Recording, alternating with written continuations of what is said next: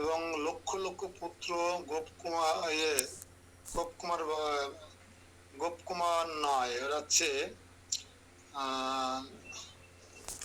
যাদব কুমারগণ সহ বিভিন্ন পাত্র মিত্র রাজন্যবর্গ, অস্ত্রের ঝনঝনি, মাথায় সোনার মুকুট, এই সমস্ত দেখে গোপকুমারের হৃদয়ে মদন কুমারের দর্শন পেয়েছেন বটে, উদ্ধারের সহানুভূতি স্নেহ ভালোবাসা পেয়েছেন বটে, কিন্তু তার আত্মতৃপ্তি হয় নাই। কারণ তিনি সেখানে সবাই রাজবেশে থাকলেও একমাত্র তিনি শুধু ব্রজবেশে ছিলেন। আর এই ব্রজবেশে ব্রজ ভাবে তা কৃষ্ণকে এরকম ঐশ্বর্যের বেশে তিনি স্বাচ্ছন্দ্য বোধ করেননি। তাই তার ওই অস্বাচ্ছন্দ্যের কারণ নারদ মুনি বুঝতে পেরে, নারদ মুনি বুঝতে পেরে, কারো স্পিকার অন আছে মনে হয়, অফ করে দিন। নারদ মুনি বুঝতে পেরে উদ্ধবকে খুব বকাঝকা করলেন। তুমি তার মনের দুঃখ দূর করো, তুমি তাকে তার কাঙ্ক্ষিত লক্ষ্যে পৌঁছানোর টিপস দাও, উপদেশ দান করো। অর্থাৎ গুরু রূপে নারদ মুনিকে আবার এখানে সম্মুখ উপস্থাপন করেছেন কে? উদ্ধব মহাশয়। 96-97 নম্বর শ্লোক। তদাত্ত নানাম দৃঢ় ভক্তি ভাগ্য বিশেষ ভজনম জগতাম হি সাক্ষাৎ দৃশ্য ভবেত ননমন্য কালো প্রাদু কৃষ্ট তেনত্তন কৃপা ভরেন। মূল অনুবাদ 96 শ্লোকের। যে কৃপা অন্য কোনো কালেও প্রকটিত করেন নাই, কোনো কালে, ওই সময়ে এই দৃশ্য বা এই তাদৃশ্য কৃপাতিশয় জগতে প্রকৃত করিয়াছিলেন। অর্থাৎ আত্মকৃপা ভরে জগতে সাক্ষাৎ দৃষ্টিগোচর হইয়াছিলেন। এই রূপে সেই গোলকনাথ তদানীন্তন দৃঢ় ভক্তি ভাগ্যবান সকলকে কৃতার্থ করিয়াছিলেন। কখনকার কথা বলছে? অষ্টবিংশতি দাপর যুগের শেষ ভাগে যে স্বয়ং ভগবান শ্রীকৃষ্ণ এই ভৌম বৃন্দাবনে নর বপু ধারণ পূর্বক লীলা বিলাস করেছিলেন। সেই বপু ভৌম বৃন্দাবনের স্বয়ং ভগবানের সে ব্রজ রূপে, গোবালক রূপে, বনবাসী রূপে তার যে রূপ, যে লীলা, তদানীন্তন সময়ে, সেই তৎকালীন সময়ে, আজ থেকে 5,500 বছর আগে, সেই বিষয়টি আর কখনো প্রকটিত হয়নি। শ্লোক নম্বর 97। অতঃ বৈকুণ্ঠনাথস্থঃ বৈকুণ্ঠে অপি কদাচন দর্শনম নৈব লভ্যতে তো ভবতাবম্ব ভাবিত তাৎ। অনুবাদ পড়েন একজন। হরে কৃষ্ণ।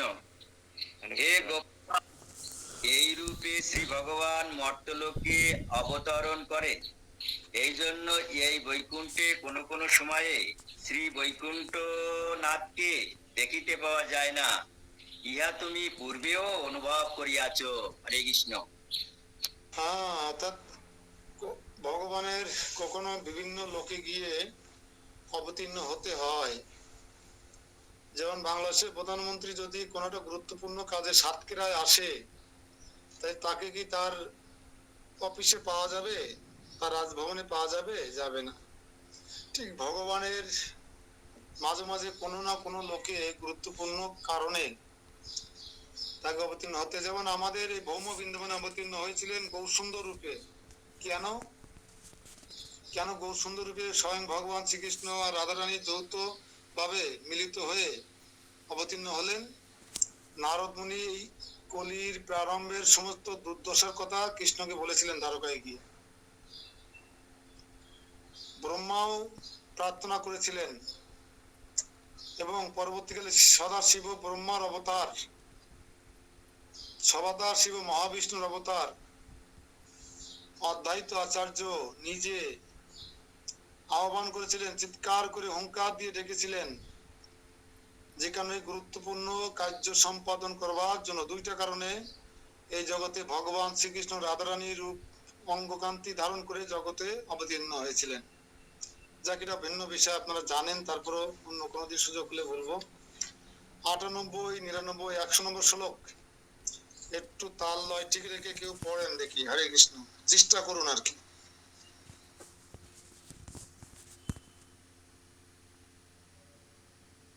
হরে কৃষ্ণ, আমি পড়বো। হরে কৃষ্ণ। 98, 99, 100।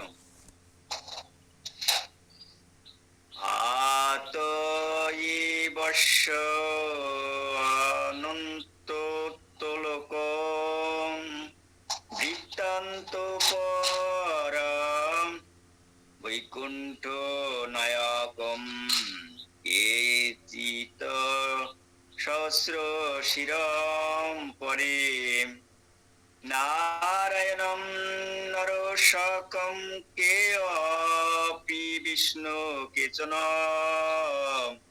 ক্ষীরচ সাগ ক্ষীরদদ সাইম তন্নে কেশবম মথুরাপুরে অবতীর্ণম। হচ্ছে আপনার তালবোধ হচ্ছে?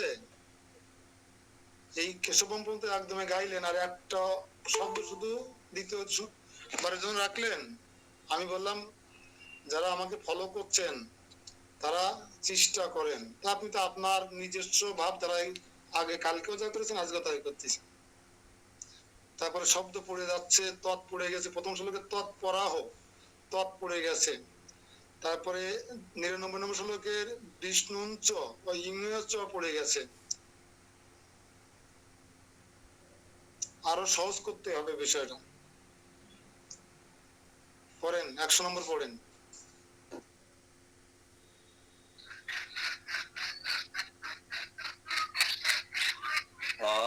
অবতীর্ণম বদন্তাচ্চ সমর্থনুসারাৎ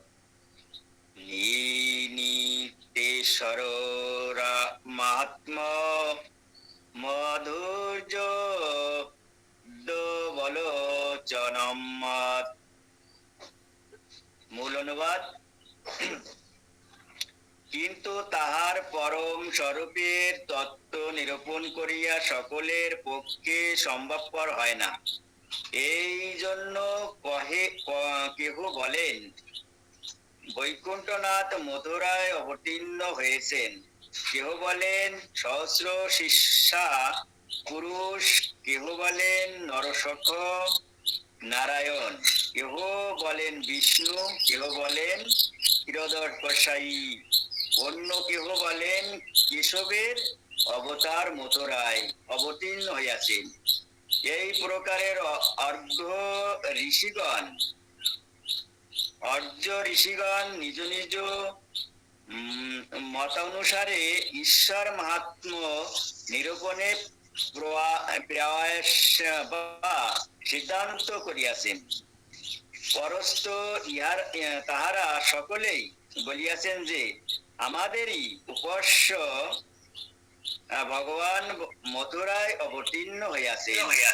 অর্থাৎ যেভাবে পরমেশ্বর ভগবানের উপাসনা আরাধনা করুক না কেন, অন্তিমের সবাই এই সিদ্ধান্ত উপনীত হয়েছে যে আমাদের ভগবান, অর্থাৎ যেভাবে কেউ ক্ষীরোদকসাই বিষ্ণু রূপে ভজনা করে, কেউ নারায়ণ রূপে ভজনা করে, কেউ নৃসিংহ রূপে ভজনা করে, কেউ সহস্র শিষ্যা পুরুষ রূপে ভজনা করে, কেউ বৈষ্ণব রূপে ভজনা করে, যেভাবে ভজনা করুন না কেন, অন্তিমে এসে সমস্ত ঋষি মুনি বা তপস্বীগণ এই সিদ্ধান্ত উপনীত হতে পেরেছেন যে আমাদের উপাস্য ভগবান মথুরায় কংসের কারাগারে অবতীর্ণ হইয়া আছেন। অনেক সুন্দর সহজ সরল সিদ্ধান্ত ভগবানের আগমন সম্পর্কে। 108 নম্বর শ্লোক আরেকজন পড়েন তো দেখি।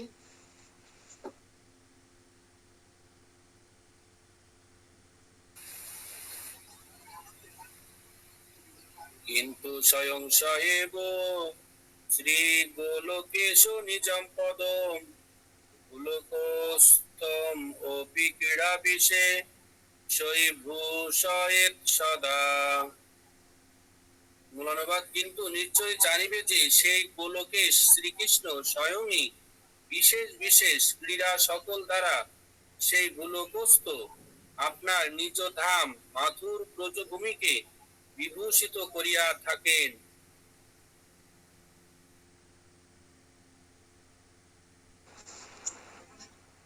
সেই গোলকেশ কৃষ্ণ স্বয়ং বিশেষ বিশেষ ক্রিয়া সকল দ্বারা সেই ভূলোকস্থ আপনার নিজ ধাম মাতুর ব্রজভূমিকে বিভূষিত করিয়া থাকেন।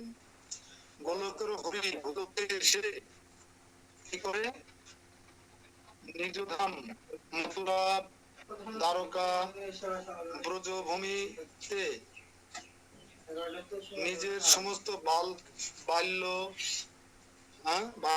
লীলা, শিশু লীলা, কৈশোর লীলা এবং সব রকম লীলা বিলাস করছেন মনুষ্য মূর্তি ধারণ করে, নর লীলা নরবপু ধারণ করে তিনি নরলীলা করছেন, অবলীলা করুন। মাঝে মাঝে তার ভগবত্তা প্রকাশ পেলেও যোগমায়া দেবীর সার্বিক সহযোগিতায় তিনি সেগুলো আবার উত্তীর্ণ হন। তিনি অনেকবার ধরা পড়ে গেছেন, তার স্বরূপ প্রকাশ পেয়ে গেছে হনুমানের মতন, কিন্তু সঙ্গে সঙ্গে যোগমায়া তাকে সহযোগিতা করেছেন। আর যোগমায়ার অ্যাপয়েন্টমেন্ট দেওয়াই হচ্ছে কৃষ্ণের লীলায় সার্বিক সহযোগিতা করবার জন্য। তাকে অ্যাপয়েন্টমেন্ট দেওয়া হয়েছে, তার দায়িত্বই সেইটা, যাতে কৃষ্ণ কোথাও ধরা পড়ে না যান। তারপর একবার দশটা মায়ের সামনে ধরা পড়ে গেছেন। হরে কৃষ্ণ। 102 নম্বর শ্লোক। না অত্র কোপস্তি বিঘ্ন যতত্র তেজম বল্লভ উদ্ধপ্ত সঞ্চ তত্র তাত তাস্ত দদগোপম কিঞ্চিত দুচ্চতে। অনুবাদ পড়েন একজন। হরে কৃষ্ণ। এই স্থানে ব্রজভাব বিরোধী কেহ উপস্থিত নাই, তাই আমি কিঞ্চিত গোলক মাত্ম বর্ণন করিতেছি। এই শ্রীমান উদ্ধব ব্রজবাসীদিগকে হৃদয় বল্লভ বলিয়া জ্ঞান করে, এবং তুমিও ব্রজভূমিতে জন্মগ্রহণ করিয়াছ, সুতরাং তোমাদের নিকট বলিলে কোনো হানি নাই। হরে কৃষ্ণ। তবে দেখেন, শিক্ষণীয় বিষয় হচ্ছে কি, এখানে ব্রজ ভাবের কথা, রাধারানীর কথা, অষ্টসখীতে ব্রজ সখীদের কথা সব জায়গায় উপস্থাপন করতে নেই। কেন? এই বৈকুণ্ঠে আপনি কথা বলতে পারবেন না ব্রজবাসীদের কথা, কৃষ্ণের বাল্যলীলার কথা, বনবাসী রূপে বনমালা গলায় দিয়ে বাঁশি বাজানোর কথা আপনি যদি বৈকুণ্ঠে বলেন, ওরা খুশি হবে না। যেহেতু দ্বারকায় ব্রজ বিরোধী কেউ নেই, ঠিক আছে, কেউ বিরোধিতা করে না, সবাই ব্রজের সম্পর্কে অবগত, তাই সেখানে কিঞ্চিত গোলক মাহাত্ম্য বর্ণনা করিতেছেন। গোলক বৃন্দাবন ধাম সম্পর্কে আমরা বাংলাদেশে বাস করি,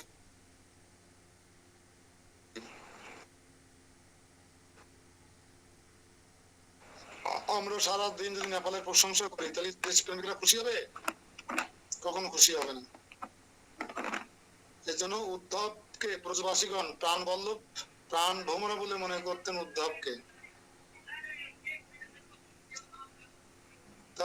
তাই গোপকুমার বলতে, তুমিও সেই ব্রজভূমিতে জন্মগ্রহণ করিয়াছ, উদ্ধব বা তোমার নিকটে যদি আমি ব্রজ বা গোলক মাহাত্ম্য বর্ণনা করি, তাহলে কোন রকম মান এই ইয়ে হবে না,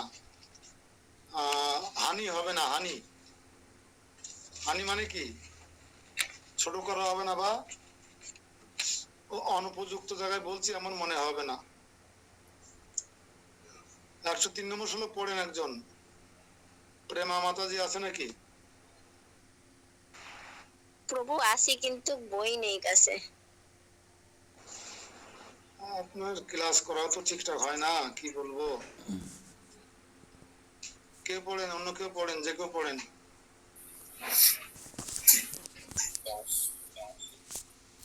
যুদ্ধ করতে হবে নিজের স্বার্থের জন্য।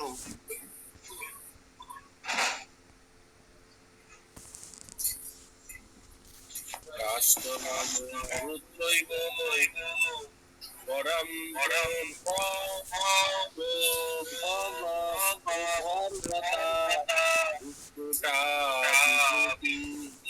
বিবিধা কৃপালুতা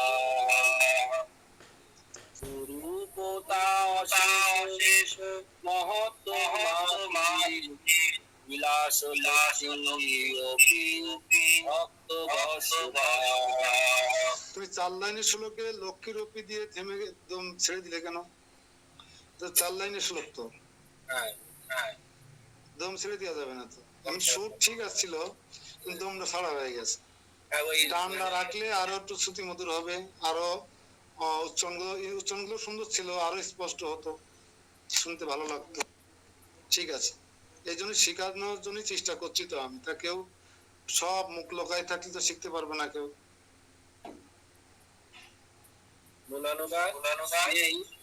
মথুরা ব্রজভূমিতে প্রভু পরাকাষ্ঠা বিবিধ প্রকার মহাবিভূতি কৃপালুতা স্বরূপতা আদি অশেষ মাহাত্ম্য প্রকটিত, এমনকি বর্ষতাদি বিলাস লক্ষ্মীও বিলাস করিতেছেন।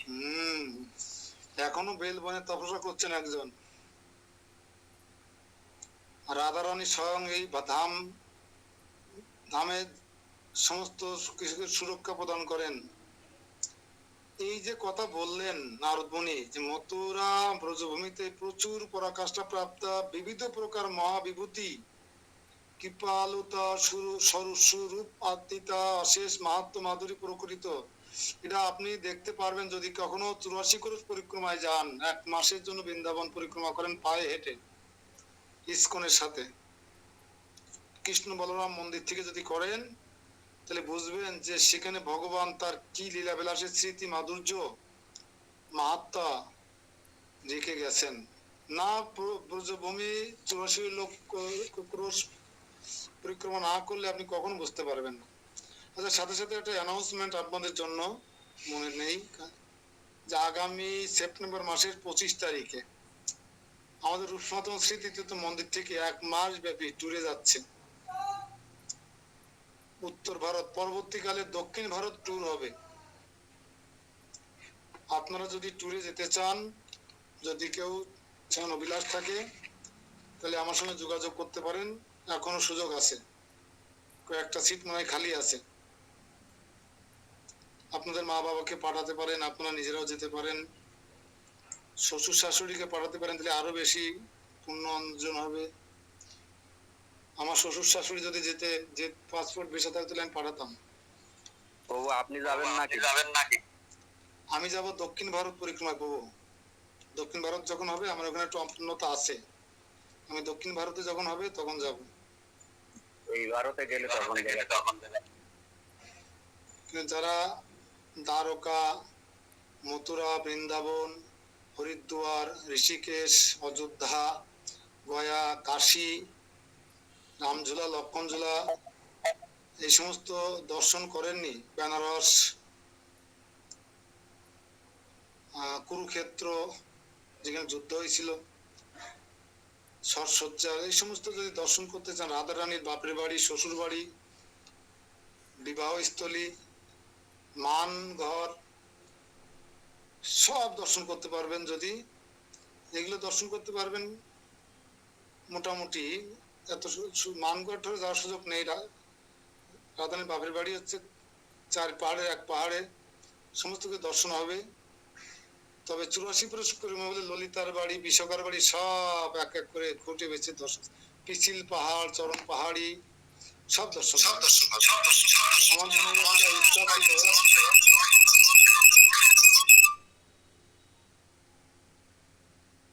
হাঁটুর বল না কমলে যাওয়া যায় না।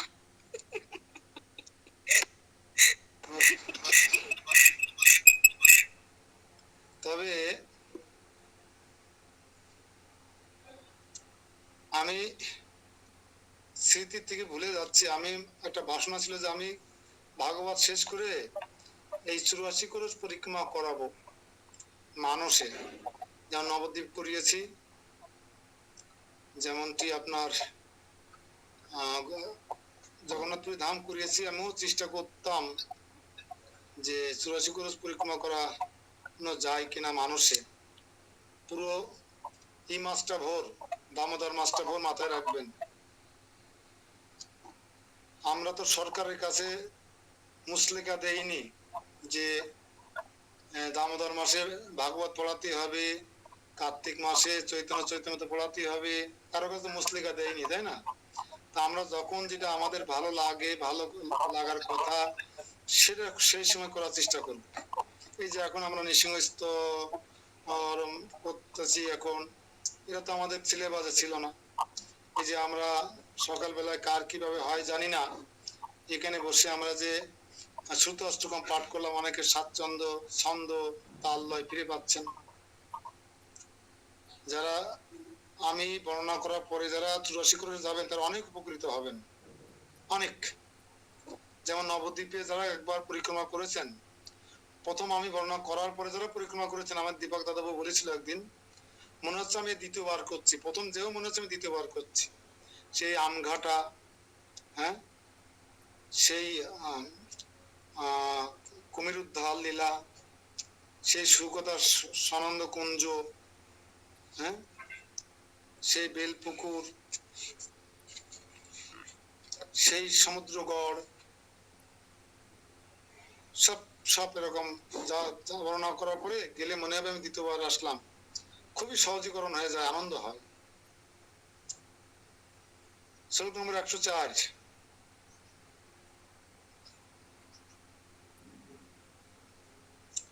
ব্রজ সনন্দস্য গুণয়ম স্বকীয়ৈর বিলাস ভুরাস মহাবিভতে যস্যাহ কটাক্ষেন জগৎ বিভূতির বৈকুণ্ঠ নাথস্য গৃহেশ্বরী যাহ।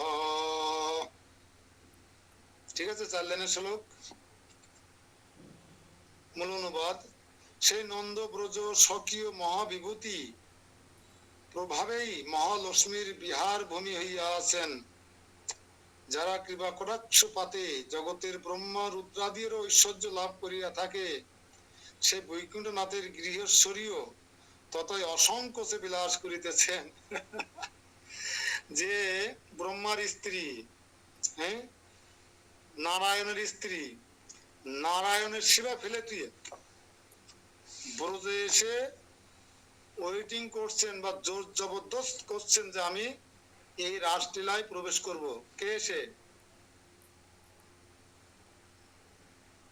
হ্যাঁ, কে ধস্তাধস্তি করছে, জোর করছে রাসলীলা প্রবেশ করবার জন্য?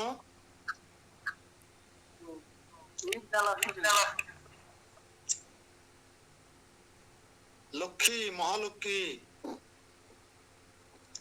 কিন্তু ব্রজের এই সমস্ত অশিক্ষিত মূর্খ গোয়ালার কন্যারা তাকে প্রবেশ করতে দেয়নি রাসলীলায়। আচ্ছা, বৈকুণ্ঠের রানী কেন রাসলীলায় প্রবেশ করতে পারলো না? অথচ এই সমস্ত লেখাপড়া জানে না গ্রাম্য বালিকা যারা গোবর গোঠায়, গাবি চড়ায়, গোদহন করে, ছানা মাখন দধি তৈরি করে মথুরার হাটে বিক্রি করে জীবন চালায়, তারা ভগবানের সঙ্গে নৃত্য করতে পারে, হাত ধরে ডান্স দিতে পারে, ডান্স, কিন্তু মহালক্ষ্মী কেন পারলো না? নারায়ণের রানী হয়ে কেন পারলো না? হরে কৃষ্ণ। রবিতা মাতাজি বলেন তো দেখি।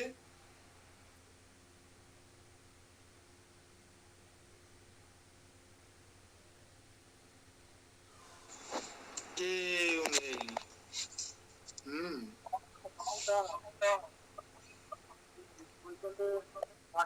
সে গোপীদের স্বর্ণপূর্ণ হয়ে যাবে সেই অহংকারের জন্য।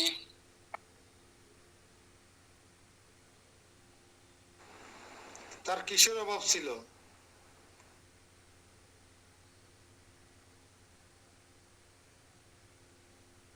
অহংকারটা ছিল না, বেশি ছিল একটু। তার মধ্যে মাধুর্য ছিল না, ঐশ্বর্য ছিল। তিনি ঐশ্বর্যের মন্ত্রী, তিনি অর্থমন্ত্রী, কিন্তু মাধুর্যের মন্ত্রী কে? রাধা রানী। তার ব্যাপক ভোটার, ব্যাপক ভোটার। 70 কোটি গোপী শুধু নৃত্য করেছিলেন, কৃষ্ণের সাথে ডান্স করেছিলেন হাত ধরে। আর যারা সুযোগ পায়নি তারাও আছে না? তাহলে কত ভোটার রাধা রানীর, বুঝতে পেরেছেন? মাধুর্য, এই অহংকার আর ঐশ্বর্য দিয়ে কখনো ভগবানের রাসলীলায় প্রবেশ করা যায় না। ওই গোপ বালিকারা ছিলেন সরলমতি। তাদের কোয়ালিটি কি ছিল? তারা ছিলেন সরল। তারা অশিক্ষিত হতে পারে, গোচারণে যেতে পারে, গোবর গুটাতে পারে, গো দহন করতে পারে, সানামাকন্দতি বিক্রি করে, মথুরাটা বিক্রি করে সংসার চালাতে পারে, কিন্তু তাদের কোয়ালিটিটা ছিল এই যে তারা ছিল কৃষ্ণগত প্রাণ। তারা কৃষ্ণ ছাড়া আর অন্য কিছু বুঝতেন না। শয়নে কৃষ্ণ, স্বপনে কৃষ্ণ, আহারে কৃষ্ণ, বিহারে কৃষ্ণ, কর্মে কৃষ্ণ, জ্ঞানে কৃষ্ণ, চলনে কৃষ্ণ, বলনে কৃষ্ণ। তারা ছিল কৃষ্ণগত প্রাণ।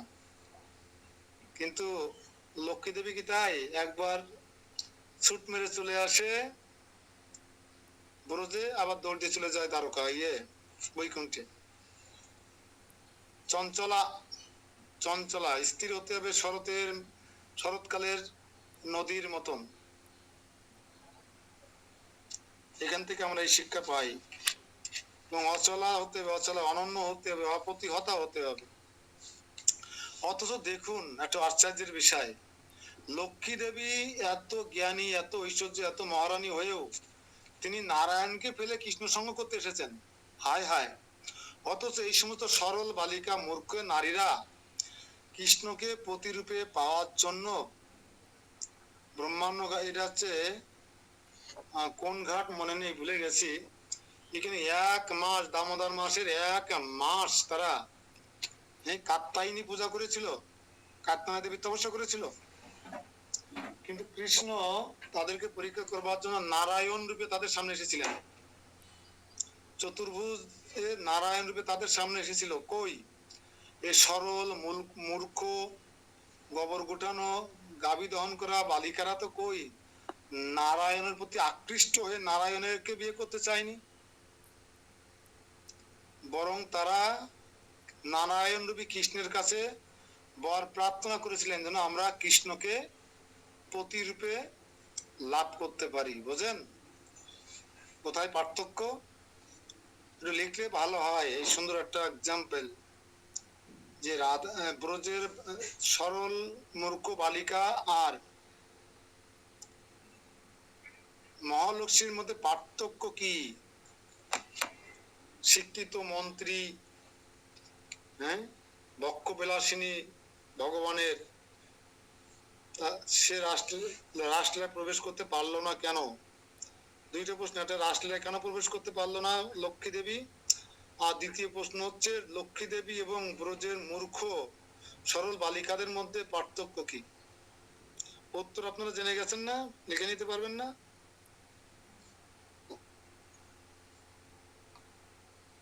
একটু নোট রাখুন, মানে সবসময় সব কথা স্মরণে আসে না।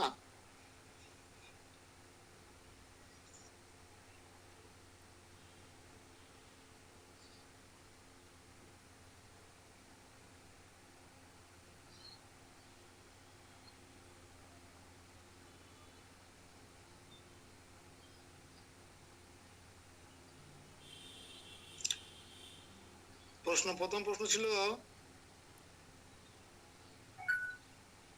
ভগবানের বক্ষ বিলাসিনী লক্ষ্মী দেবী কেন রাসলীলায় প্রবেশ করতে পারলেন না? উত্তর, লক্ষ্মী দেবী হচ্ছে ঐশ্বর্যের দেবী।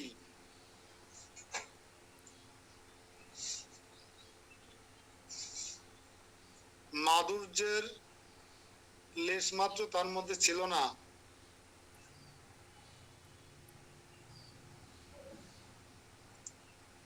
রাসলীলায় প্রবেশ করার যোগ্যতা হচ্ছে মাধুর্য, যেটা লক্ষ্মী দেবী ছিল না বিধায় সে রাসলীলায় প্রবেশ করতে পারেনি। কিন্তু এখনো তপস্যা করছেন, আজও কাল আমি প্রবেশ করবোই। যে দেখবেন হপ করে বসে আছে আপনার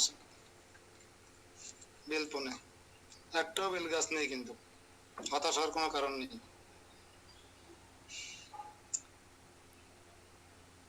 দ্বিতীয় প্রশ্ন ছিল কি,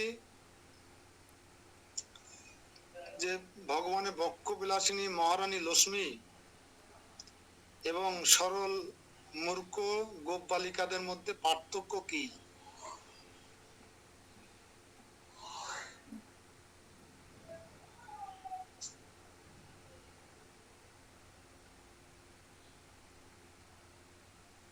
উত্তর,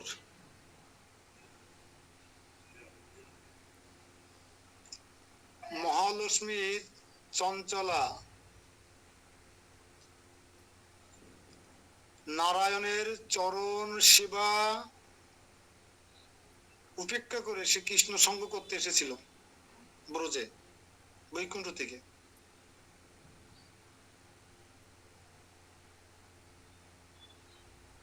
কিন্তু ব্রজের সরল মূর্খ গো বালিকারা ছিল কৃষ্ণগত প্রাণ, সরল।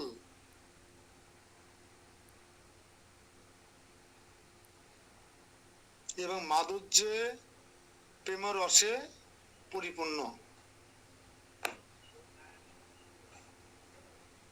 হরে কৃষ্ণ।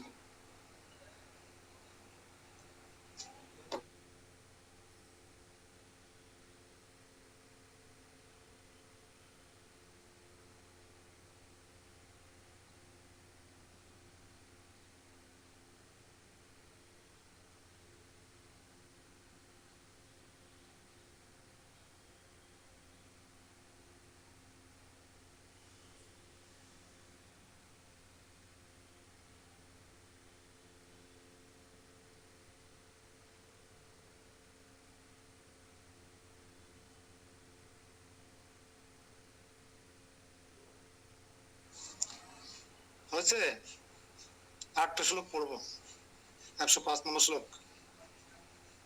আমাদের শ্লোক আগাচ্ছে না, কিন্তু আমাদের অন্য সেবা হচ্ছে, নৃসিংহযজ্ঞ, সূত্রাষ্টকম পাঠ সহ। আর আমরা ব্রজের ব্যাপার তো আমরা ক্ষীর স্তরে পৌঁছে গেছি, এই জন্য আমরা এখন ধীরে ধীরে আগাবো। ক্ষীর হাও মাও করে খেলে টেস্ট পাওয়া যাবে না, ধীরে ধীরে, যেমন চাটনি আচার কত ধীরে ধীরে খাওয়া হয়। যস্যৈক বৃক্ষয়পি নিজেন কেচাচিতঃ দ্রবেন্ন কামাস্তু অনুতেহর্তি নহ কিলাম তথাপি তত্তন্ন সদা প্রকাশয়ে দৈব ঈশ্বর্যম ঈশঃ সবিহার বিঘ্নত। অনুবাদ, যদিও সে ব্রজভূমিস্থ প্রত্যেক বৃক্ষলতা অথবা পত্র পুষ্পাদি রূপ যে কোনো একটি দ্রব্য যাচকের সকল প্রকার কামনা পূর্ণ করিয়া থাকেন, তথাপি তার আপন প্রভুর বিহার বিঘ্ন বিচার করিয়া মহাবৈভব প্রকট রূপ ঐশ্বর্য সর্বদা প্রকাশ করেন না।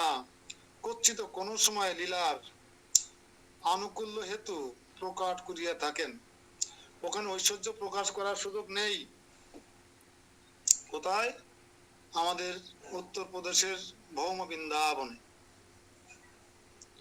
ঐশ্বর্য প্রকাশ করার কোনো সুযোগ নেই।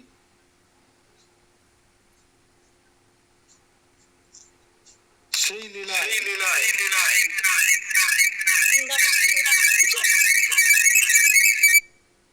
বৃন্দাবন উত্তরপ্রদেশে? না, সাতক্ষীরে, কালীগঞ্জের ওই পাশে। ঠিক বললাম তো? এই সাতক্ষীরের লোক, ঠিক আছে তো? বলে দাও কোথায়। তো শ্যামনগরে, আমি ভুল বলেছি। উত্তরপ্রদেশে, হরিয়ানায় কিছু অংশ পড়ে, 3টে প্রদেশ টাচ করে, রাজস্থানের একটু অংশ পড়ে। আর যেখানে গোবর্ধন পর্বতের মুখও না, যে মুখ দিয়ে খেয়েছিল, মনে আছে আপনাদের? অন্নকূটের পাহাড়ের অন্ন যেখান থেকে খেয়েছিল, সে মুখ গহ্বরটা রাজস্থানের কিছু অংশ পড়ে বাম পাশে রাস্তার। আর কুরুক্ষেত্র কিন্তু হরিয়ানার মধ্যে। 3টে প্রদেশ টাচ করে। এটা একটু নোট রাখলে ভালো হয়।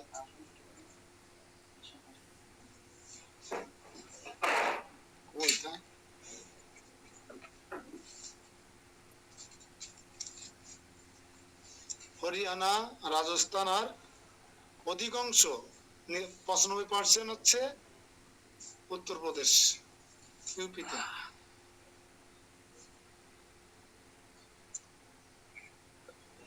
ঠিক আছে, আজকে এই পর্যন্ত। সবাইকে ধন্যবাদ। এবং যারা প্রভুপাদের, গুরু মহারাজের, জয়প্রদর্শনী গুরু মহারাজের শুভাকাঙ্ক্ষী, শুভধ্যায়ী, তাদেরকে আপনারা যুক্ত করতে পারেন যে সকলের প্রার্থনায়, বৈষ্ণবের আবেদনে কৃষ্ণ দয়াময়, সকলের আবেদনে হয়তো ভগবান গুরু মহারাজকে সুস্থ করে আবার মায়াপুরে পাঠাবেন। আমাদের দৃঢ় বিশ্বাস ভগবানের প্রতি। এজন্য আমরা যে জায়গায় পারি, আর এই সুন্দর ক্লাসে সবাই অংশগ্রহণ করে তাদের সকালবেলার এই মনুষ্য জীবন সার্থক করুক। সারাদিন এবার যা খুশি তাই করুক, ব্যবসা বাণিজ্য, ডোঙা নৌকা, হ্যাঁ, চাকরি বাকরি, আর কিন্তু প্রচারে নিজেকে যুক্ত করতে হবে। মুকুল, তোমাকে দৃঢ়ভাবে বলছি, তুমি কমপক্ষে 2টা নামাট্য চালু করো, গীতার ক্লাস চালু করো। এভাবে পড়ে থাকা যাবে না, সময় চলে যাচ্ছে। সবাই যার যার কর্মস্থল, যার যার জন্মস্থান, যে যেখানে অবস্থান করছেন, সেই রকম প্রেক্ষাপটে 10 জন, 5 জনকে নিয়েও হোক, 5 জনকে নিয়েও ক্লাস করা যাবে, এরা নিয়ম আছে। এমন নয় যে 50 জন না হলে কোরআন পৌঁছবে না, 15 জন না হলে হবে না, এমনটি নয়। হরে কৃষ্ণ প্রভু। হরে কৃষ্ণ। প্রভু, ওই তালতলার ওই ক্লাসটা আমার শুক্রবার একটু সেট করে দেন প্রভু।